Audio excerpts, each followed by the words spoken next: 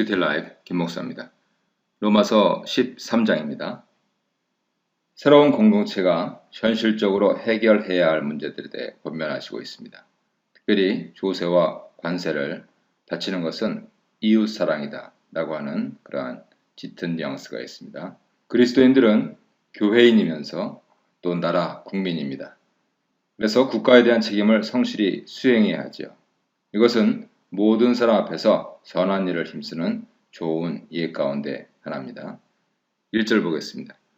각 사람은 위에 있는 권세들에게 복종하라. 권세는 하나님으로부터 나지 않음이 없나니 모든 권세는 다 하나님께서 정하신 바라.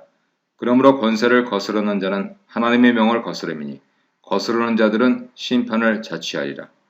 다스리는 자들은 선한 일에 대하여 두려움이 되지 않고 악한 일에 대하여 되나니 내가 권세를 두려워하지 아니하려느냐. 선을 행하라. 그리하면 그에게 칭찬을 받으리라. 그는 하나님의 사역자가 되어 내게 선을 베푸는 자니라. 그러나 내가 악을 행하거든 두려워하라. 그가 공연히 칼을 가지지 아니하였으니 곧 하나님의 사역자가 되어 악을 행하는 자에게 진노하심을 따라 보응하는 자니라. 굴복하라, 복종하라 하는 것은 어떤 권위에 대해 복종하고 그것을 받아들이는 행동을 말합니다.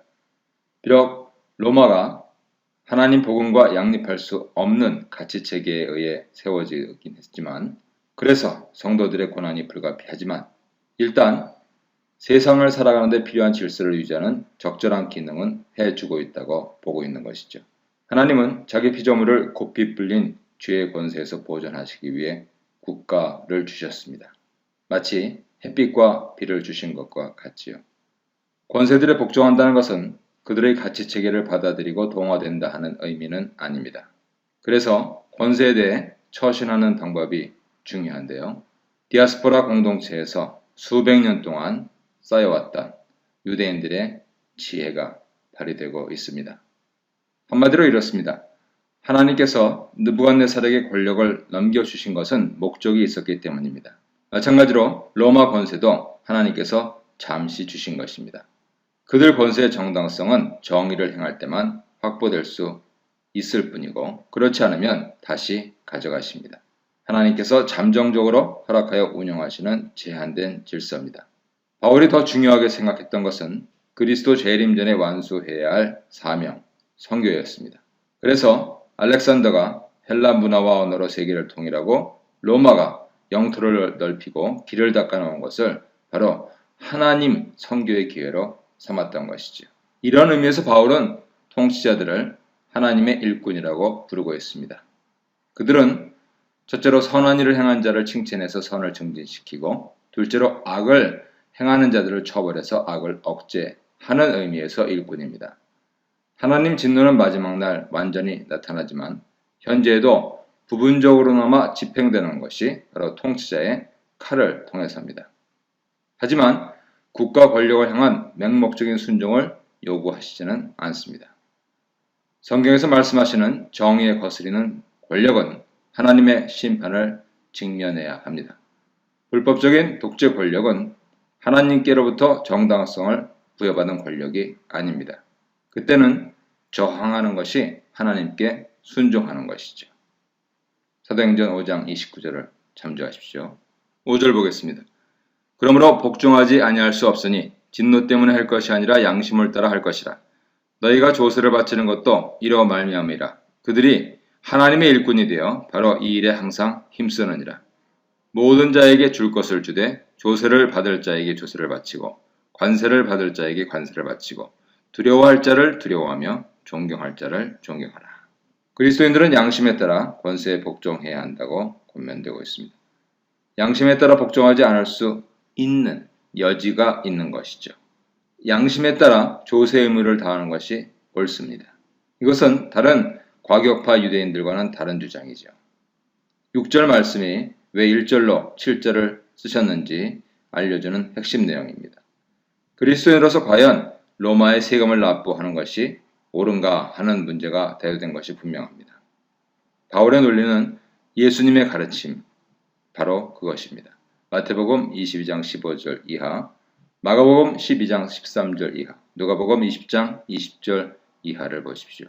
칼을 가진 자들을 두려워하며 권세를 가진 자들을 존경해야 합니다. 이로써 우리는 창조주 하나님께서 정하신 신령한 제도를 지원하고 있는 것이죠. 권세가 하나님께로부터 왔다는 것은 그들이 하나님 앞에서 책임을 지게 될 것을 의미합니다. 8절입니다. 피차 사랑의 빚 외에는 아무에게든지 아무 빚도 지지 말라. 남을 사랑하는 자는 율법을 다 이루었느니라. 간음하지 말라, 살인하지 말라, 도적질하지 말라, 탐내지 말라 한 것과 그 외에 다른 계명이 있을지라도 네 이웃을 네 자신과 같이 사랑하라 하신 그 말씀 가운데 다 들었느니라. 사랑은 이웃에게 악을 행하지 아니하나니 그러므로 사랑은 율법의 완성이니라. 공동체 내외부를 통틀어서 모든 관계의 근본을 사랑에 두고 있습니다. 율법을 지키는 대신에 사랑만 해도 된다 하는 식으로 해석하면 안 됩니다. 율법을 지키는 양식을 제시하는 것이죠. 서로 사랑할 때 율법에 대한 순종이 현실로 나타나기 때문입니다. 율법은 사랑에 의해 완성되는 것이죠. 11절입니다. 또한 너희가 이 시기를 알거니와 자다가 깰 때가 벌써 되었으니 이는 이제 우리의 구원이 처음 믿을 때보다 가까웠습니다. 밤이 깊고 낮이 가까웠으니 그러므로 우리가 어둠의 일을 벗고 빛의 갑옷을 입자. 낮에와 같이 단정히 행하고 방탕하거나 술 취하지 말며 음란하거나 호색하지 말며 다투거나 시기하지 말고 오직 주 예수 그리스도로 옷 입고 정욕을 위하여 육신의 일을 도모하지 말라. 마지막 때를 사는 그리스도인들이 그때를 잘 깨달아서 영적 전쟁을 수행해야 한다 하는 말씀의 결론입니다. 그리스도인들에게 마지막은 그리스도의 재림입니다.